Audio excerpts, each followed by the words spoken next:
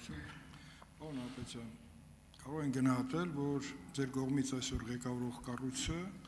բավականին հաջող կայացված կառույցներից է, պարոն Սասուն Խաչատրյանի գլխավորությամբ ի սկզբանե դուք ժառանգորդն եք եւ շարունակում եք։ Սկսած որ օպերատիվ բլոկը դուք ունեք, մեկ այլ կառույցներ զրկվել են քննչական իրենց կարողություններից, բայց ունեն օպերատիվ բլոկ, բայց դուք մեկտեղել եք եւ դրա համար էլ շատ արագ, շատ գործեր, երբ որ տեղեկատվություն ունենում եք, փորձում եք իրացնել եւ իրացնում եք։ Բայց այսպիսի մի իրողության հետ ենք առնչվում, ինչքան էլ իրացնում ենք, քանի քրեադատավորական process-ներ են գնում դատանում, ունեցվածքի հետ կապված եւ շատ հարցադրումներ նկատում եք, ասում են, բա այդ որ ասում եք, այդքան անուններ եւ այլն։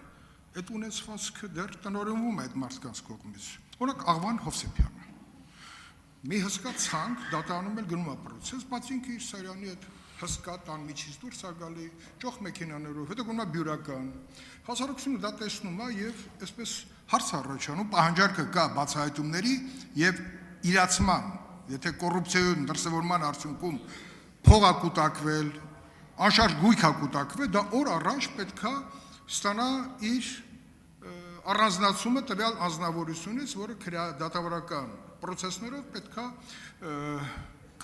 կարողանա տա այդ հարցերի պատասխան։ Հիմա ոնց եք տեսնում։ Այստեղ անունների մասին է, որտեղ Լևոն Մկրտչյանի հետ կապված վերջերս Մամուլում շատ հրապարակումներ եղավ, բավականին ընդգրկուն ցանկ էր, բայց Լևոն Մկրտչյանի հայտարարությունը, որ ընթերցեց Արթուր Խաչատրյանը, կապված էր եղբոր ունեցվածքի հետ, չէ՞ որ Վահագն Մկրտչյանը ինքը նույնպես եղել է պաշտոնյա, նաև պաշտոնավարել է ազգային ժողովում եւ ազգային ժողովի նախագահի օգնական, բայց Երևան հիմնադրամը մինչև Armenia Wine գինու գործարանից ծնվելը Երևան հիմնադրամ եւ էլի կառույցներ, այդ ամբողջությունը բոլորը տեսնում են, որ շարունակվում է տնօրինվել։ Ցանկի մասին խոսում ենք։ Գուցե օրենսդրական ինչ որ խնդիր կա, դուք արձագանքեք, հետո ես ասեք ես կարձագանքեմ։ Շնորհակալություն, պարոն Քոչարյան։ Նախ նշեմ, որ հակակոռուպցիոն կոմիտեն զբաղվում է կոռուպցիոն հանցագործությունների նախաքննությամբ, բացառապես եւ նախաքննության ընթացքում բնականաբար, երբ որ հայտնաբերվում է նաեւ արգելադրման ենթակա գույք, կիրառում է արգելադրումներ համապատասխան իրավական դասակարգերի պահպանմամբ, սակայն ձեր կողմից նշված այդ գույքերի հետագա բռնագանձումը, այդ գույքի ճակատագրի հետագա որոշումը, դրանք արդեն դատական process-ների հետ կապված հարցեր են, որոնցով հակակոռուպցիոն կոմիտեն որևէ լիազորություն եւ գործառույթ չունի։ Սա գտնվում է արդեն դատախազության տիրույթում, ապօրինի ծագման ունեցող գույքի բռնագանձման աշխատանքների տիրույթում եւ ձեր կողմից նշված հարցադրմանը կարծում եմ, որ ավելի հստակ պատասխան կտա Հայաստանի Հանրապետության դատախազությունը։ Շնորհակալություն։ Շնորհակալ եմ։ Պարզա որ մենք դատախազի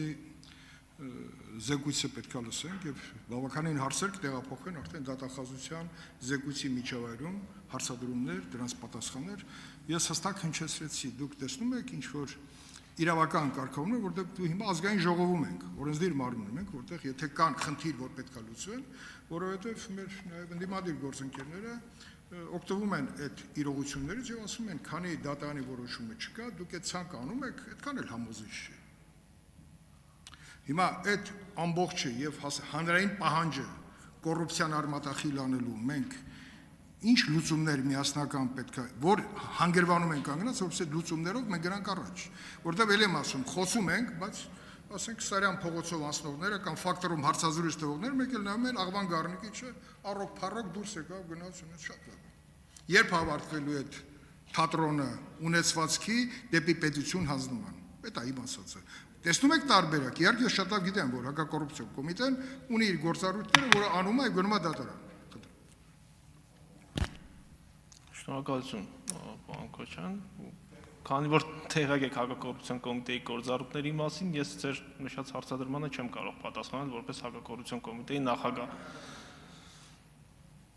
Շնորհակալ եմ։